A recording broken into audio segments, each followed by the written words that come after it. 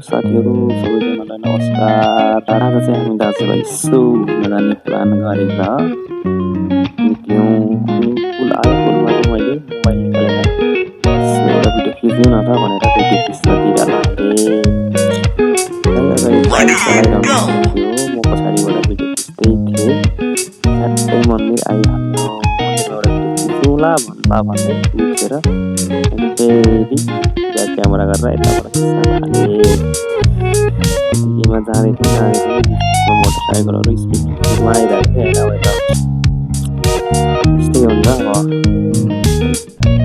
केटाहरूले स्पिडै चलाउँछ हुन्छ, त्यसमा केही छैन। आफू जोतिर हिँड्नुपर्ने अवस्था हुन्छ। सिटी सफारीहरू अब गाडीसाडी सबै यतातिर अब पार्क गरिरहेको हुन्छ।